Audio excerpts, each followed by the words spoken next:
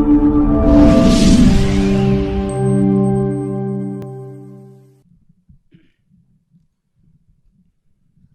Excellency, before I call the Speaker of the National Assembly, let me, on behalf of the Muslim community, thank you most sincerely that when you are forming this administration, today we can confirm that the presence of the Muslim community in key important positions of this administration. That does not mean that you appointed us to serve the Muslim Ummah. You appointed each and every one of us, including my other colleagues from the Christian community, that we serve the people of Kenya.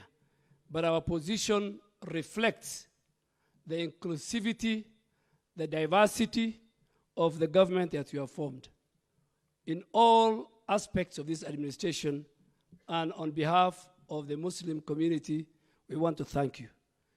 Your Excellency, the most important thing, which was part of your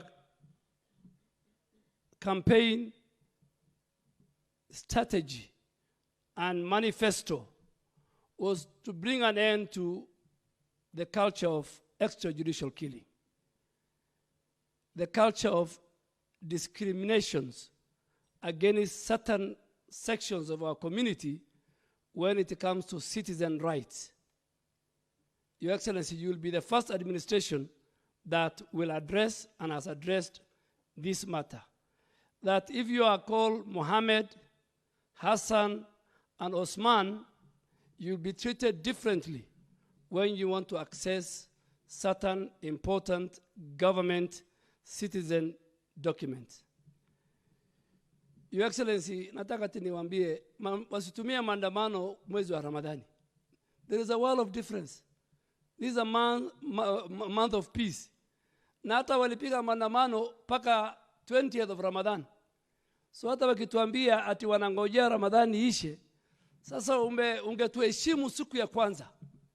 The first day this maandamano started was the first 2 days of the holy month of Ramadan.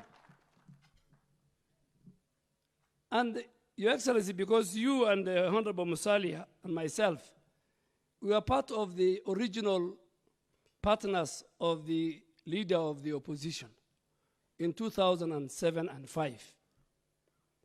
I have never seen, and every night it amazes me, that the electoral process in our country passes through constitutional parameters.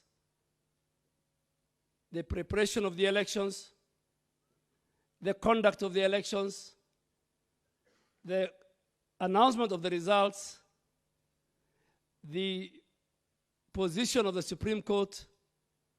Then 7 months later, somebody, Your Excellency, comes up and says, there is a whistleblower who we don't know. That whistleblower is more important than the Supreme Court. That whistleblower says more truthful than the Independent Electoral and Boundaries Commission. And I think time has come when the people of Kenya must stand up and say, we are tired of these shenanigans. Election comes and they go. If you want to say you want to share power with this administration, then the best thing to do is Hassan Omar and Abdul Samad Sharif should share power. They competed against each other. And Abdul Samad Sharif won the elections. Today he's the governor of Mombasa. And there are many other members of parliament here, including our leader, Mheshimiwa Farham Ali. So if the culture is every time you lose fairly and squarely, you say you must share power, then in the end, the whole essence and importance of election will lose meaning. Why do people go to elections? One, to get power. And if you don't get power, you become the opposition and you prepare yourself for the next election in all developed democracies. So, Your Excellency, I think you'll spend more time in making sure that you fix the economy, you install the rule of law, and you bring equity and fairness. Sasa nataka nimwite speaker, lakini kabla sijaita speaker, yeye anapenda kusema Wasomali wanasemanga isdeji. But he didn't tell you the history of this isdeji. You know, when he was the Minister of Foreign Affairs, he participated in the reconciliation process of the Somali peace process, a number of them.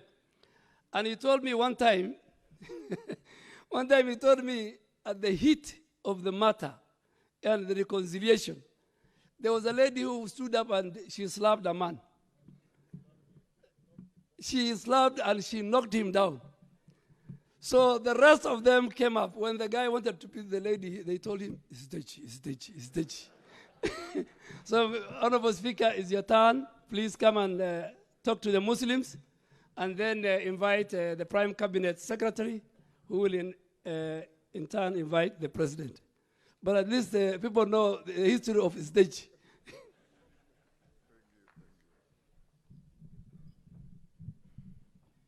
Thank you. Bismillahirrahmanirrahim. Your Excellency, our President, Prime Cabinet Secretary, my brother Adan Duale, governors present, ministers present, members of parliament, members of diplomatic corps, senior civil servants.